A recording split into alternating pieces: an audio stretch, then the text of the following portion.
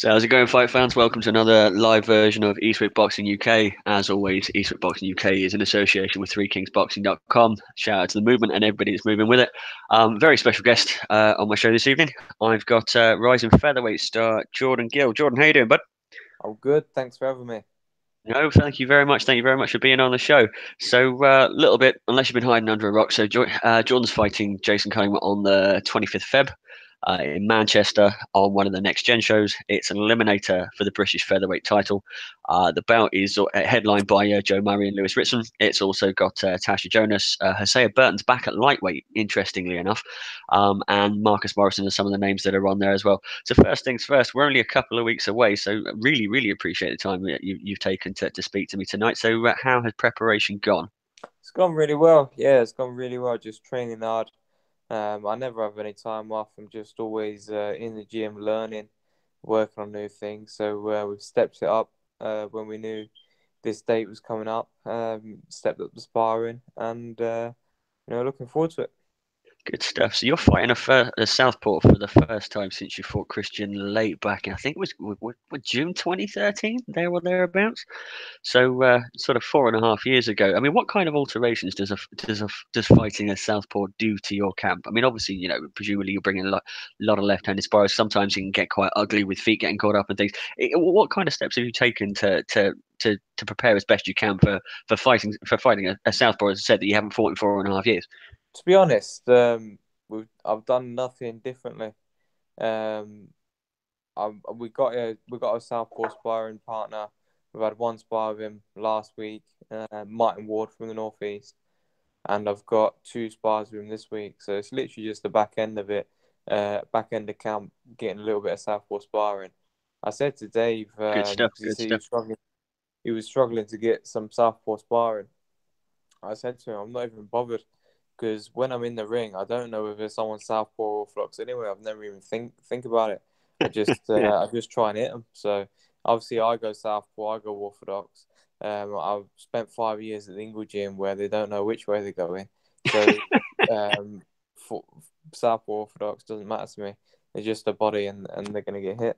Good stuff. So I mean, you're only 23, but Yeah. you've been around for nearly 6 years, which is incredible to think about. I mean, you were quite active, as you'd imagine, in your early days. I mean, you only had the one fight in 2016, and then you had two last year. Was that a case of just injury that was hitting you, or was there anything else that was involved with that? No, it's just managerial problems. I wasn't getting the fights that I wanted. I was being promised a lot of fights. A lot of dates were falling through. I was being promised big fights, and obviously, I didn't want to be 18-0 against nobody's really. I craved these sort of fights for ages. So now we're finally getting the opportunity. But obviously, I've had a lot of fights that realistically are meaningless. But it doesn't matter because we're here now. He had 18 months out of the ring with fights falling through and being promised this fight and that fight, and now it's finally coming to fruition, and we can kick on. I feel like it's happening at a good time. Obviously, I'm 23, but I want to get cracking. I am a baby, but I want these big fights and I want them soon. Absolutely, and rightly so. I mean, from what I remember, you were the mandatory to the English title, Yeah, but Mumene just didn't seem to want to know. He didn't want to. Didn't seem like he wanted to fight you. I think that there was then rumours that you were going to fight Ben Jones, but obviously Ben Jones got blown away, and he said no. So it seems like you're having a really hard job. But like I say, I mean, for you, what is this? Is this fight number three under Dave Caldwell? yeah, that's right. Yeah. So what has training been like? But what? Because obviously the Ingle Gym is the Ingle Gym, and it's very well renowned, and Dave obviously is a very well renowned trainer as well. So what kind of Mm. differences are there between the two gyms? I mean, obviously you seem to be far more at home, even in this sort of early stages with Dave than you did previously. So what's it like being and the buzz in the gym at the moment? It's been really good. It's been completely different, but a very, very good change. Just just everything's completely different. I think at the Inglewood gym, everything's very high intensity, and it feels like the boxing sessions is all based around fitness also. Right. Whereas now, my boxing sessions are just purely boxing sessions, and all my fitness and conditioning comes from my strength conditioning sessions, and obviously running and stuff like that. So now I feel like we're working at a lower pace but more intelligently, um, and it's paying off. Dave is it works me so hard, and he You should train. You're supposed to. yeah, true. But he's meticulous and he's on you all the time. You get a lot of one-to-one attention. He's very pernickety and he likes things done a certain way. So, if he's happy, then I'm happy because I'm spending the whole sessions trying to please him and doing things the way that he wants. And it's very hard, but we're getting there. I'm learning. My techniques correcting, and you should see it come fight night.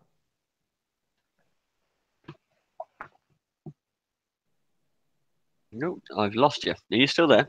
Yep, still there. Good stuff. Right. Sorry about that. Well, good stuff. I'm glad things seem to be going well. So let's talk a little bit about your opponent because I think in terms of physical attributes, you pretty much nail on. Other than one of you's left-handed and the other one's right. I mean, Jason, you're both about the same height. Jason's been around. Well, he's had more fights than you. Let's put it that way. How big a deal is it, do you think? I mean, obviously, I'm talking about your opponent here, but given what happened in his last fight and the way that ended, obviously, he lost by stoppage to Reece Bellotti. Um, how obviously, and you're undefeated yourself. So I mean, he has lost fights previously too, but losing another one for him, do you think that he's going to come out because neither of you are massive punchers, but do you think he's going to try and make a statement and try and stake his case? Because effectively, you guys are, I would put a strong case for the fact that the two of you are probably in the most competitive division domestically, at least when you look at the names that are involved. I mean, I think he's just about in the top 10. You're not there quite yet, but a win against him will obviously put you there. Obviously, he's got a point to prove. Are you wary of that? Yeah, of course. I think for him, two back-to-back defeats would be disastrous. So, this fight for him is about putting him back in the mix and putting him, staking his claim in the division, making sure that he's in that top 10 in a good position. So, he's going to have the fire in his belly to come back and get a good win. And it would be a good win against me. So, I'm expecting the best Jason Cunningham. And I'm sure he'll bring everything he can on the night. Good stuff. Good stuff. But presumably, you're going to go and try and stop him, though. Yeah. Yeah, for sure. Good stuff. Um, so just let's touch on that a little bit because obviously this a final eliminator or just an eliminator for Just the builders and eliminator, just a eliminator. right? Okay, so Ryan Walsh up. Obviously Eddie and Frank Warren don't play so nice, so presumably you're going to have to go and fight on one of Warren's cards rather than than on your own. Does that bother you at all? Not particularly. Not particularly. I'll fight anyone on any show anywhere. So it's not a big deal for me. But Ryan Walsh has got to beat Isaac Lowe this weekend first. This is very true. This So is we'll very see. true. How do you see that fight going? I think Ryan Walsh will beat Isaac Lowe personally. Feel like he'll be a bit too seasoned, bit too intelligent, a bit too strong. The only way I can see Isaac Lowe winning is if his youth plays a big part and he's got a bit more fire in his belly and pulls it out of the bag with a strong finish because Brian Walsh has been known to fade. Absolutely. So, I mean, looking at this, if well, obviously, if this isn't a final eliminator, then well, you might end up having what kind of names? What is the Commonwealth perhaps a fight that you'd like? Obviously, I mean, Reece Bellotti is making some waves for himself. Obviously, we saw him on the British Beef card a couple of weeks ago, and he's probably the. I mean, I know they're stablemates, but Chamberlain and Coley didn't exactly live up to the billing, and Reece Bellotti was probably the shine out performance there. Is that a fight that you'd want? 100%. Yeah, we're looking at Reece Bellotti, and hopefully that's a fight we can make this year. Well, I don't give promoters credit very often, but one thing that I will say for Eddie Hearn is he's done a fantastic job with you and the other next gen guys because he's really given you. I mean, historically, and I've said this before on a couple of these shows, is that if you want to become, I mean, British boxing itself is probably at its highest point ever, but in years prior, if you wanted to become a big name, generally you went through. I mean, you had a pretty decent amateur career yourself, but you went through the amateurs, you got to the Olympics, and then you sort of piggybacked off of that. So it was actually quite hard for guys that didn't go down that route to get that kind of exposure. You guys now do, in the sense that obviously we've got Next Gen that's been going around for sort of a year or so, and lots of these fights seem to be getting made. So you've got a chance to shine on the spotlight. And hopefully, actually, do you know, I'd really like to see the Reece Bellotti fight with you, actually, probably more than I would the Ryan Walsh fight, because that fight at the moment seems to make more sense. You're both young, you're both undefeated. You've definitely got the edge and experience, but he brings that excitement and he carries that pot. But you're both quite flary fighters. So yeah, I definitely hope that we'll see that in the future. Who is your pick? I mean, I get a massive kick out of watching all the young guns that are fighting out there at the moment. And I've got a couple of particular favourites, and you are one of them. But who's your pick of the next gen guys that are gonna go right to the top? I mean, I'll tell you Um, mine first off. I mean, mine is Josh Kelly, right?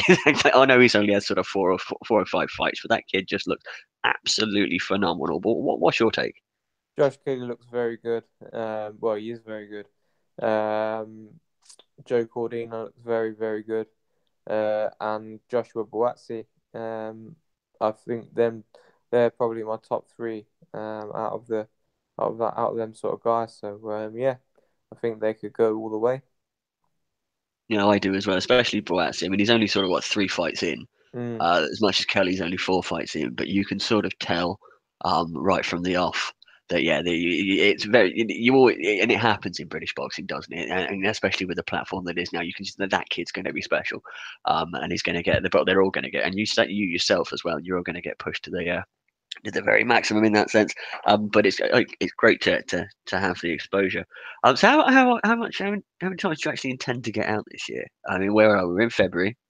So February 25th, presumably, obviously you win that fight. When will you look to get out again? It all depends on Dave Caldwell, Eddie Hearn. If I put in a good performance, I'm sure they'll put a plan together to make that Belotti fight happen, or possibly another fight and then the Belotti fight. So uh, I can't see me not fighting regularly this year because I'm in the gym, I'm ready. So I'd like to fight four or five times this year. Good stuff. Good. 4 or 5 times. Busy, Mm, busy man. why not? Busy. Well, why not? Absolutely, that's the right attitude to have. Good stuff. Well, we're gonna bring on to another topic outside of yourself and outside of matchroom boxing, because obviously there's a big night this coming Saturday, and that's George Groves and Chris Eubank Jr. I've seen an awful lot of shit talk on Facebook about who's going to win. I've seen lots of professional opinion. I was talking to Frank Buglioni on this show just a couple of weeks ago, and he broke it down quite well as to why he thinks that George Groves is going to win. But general public opinion, it seems to have switched, and they're making a big deal of the fact that they think that Eubank Jr. is going to win. Not only is he going to win, but he's going to stop him. What's your take on this? I think it's a really interesting fight.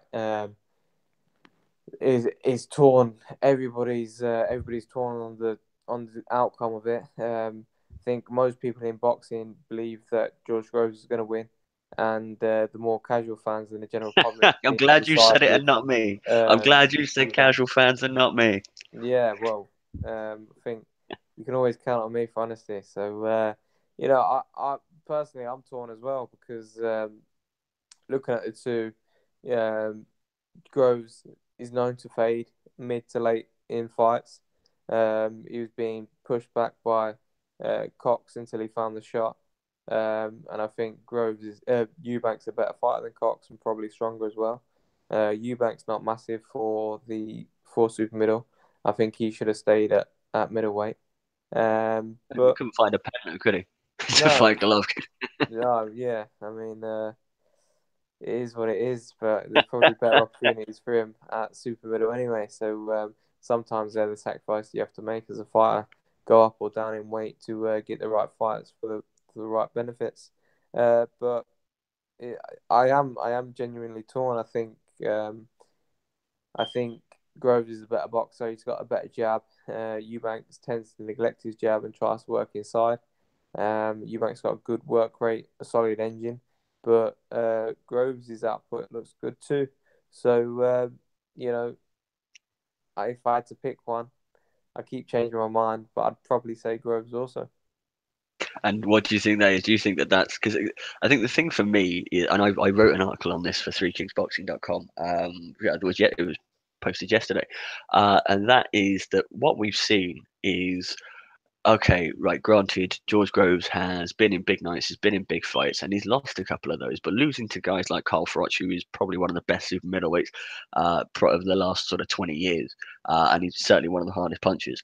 And then losing to Badu Jack, who himself is also a bit of an animal, and he's not exactly a slouch. You can forgive him for that, but he's been there before. And his quality of opposition has been better. He is the bigger man. He is the stronger man. As you said, he is the bigger boxer. A Mm, lot is being made out of Eubank Jr.'s performances. Now, Avni Yildirim, God knows where the hell they found that guy because he just did not turn up. And you don't really get, well, I could be being a bit disrespectful. You don't really get much credit for beating, in my personal opinion, for beating the Arthur Abraham. That he beat because Abraham he hasn't been the same fighter for years. He sits there behind sort of a clamshell guard and he fights for 30 or 40 seconds a round. It's actually quite easy to look good against him. Um, if you've got the talent, obviously. So I and one of the things that I've noticed, and when he fought Nick Blackwell, when he fought Spike O'Sullivan as well, is as much as his output is quite high, that chin sits there because of the state. And one of your stable mates is very similar, actually, in Connor Ben. The outputs are very and funny to mention them both in the same sentence. But the fact that their outputs are very high, both of their chins are just sat there. mm, And I firmly believe that even if he does come through this, we are certainly going to see whether he's got a chin like his father. Because Groves isn't exactly a slouch and he's a pretty big puncher. I mean, he could make 175 pretty easy.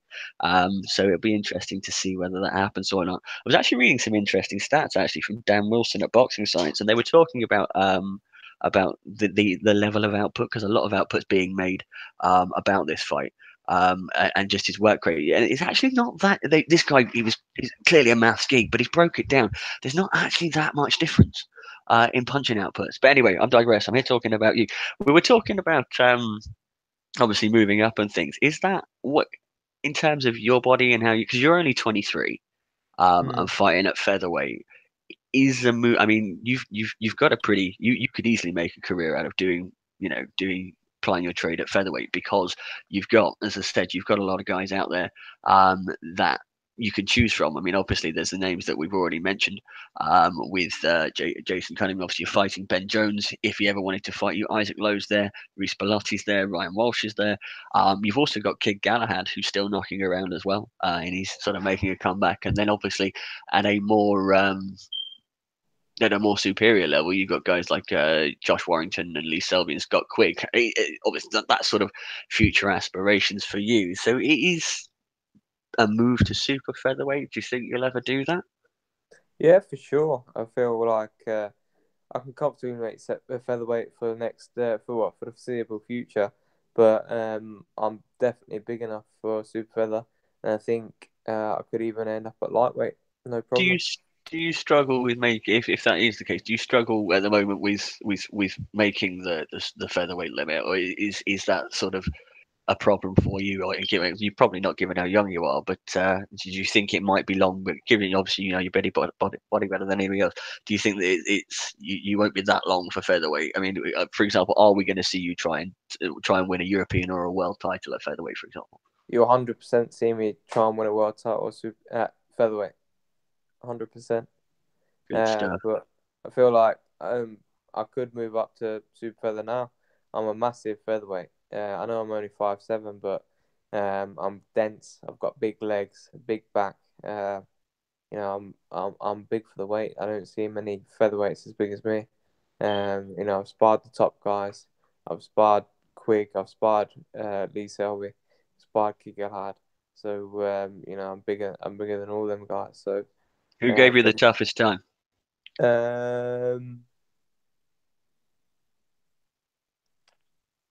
Galahad. I think yeah, Galahad. He's probably the most complete fighter. Oh, good stuff. Good stuff. So, just touching on this one final thing before we go. Obviously, we're talking the world picture and sort of moving across. And I know I'm moving across to Frank Warren's mob, but big fight in Leeds on May the 19th. Yeah, for Between sure. one of the guys that you've just met, one of the guys you've just mentioned.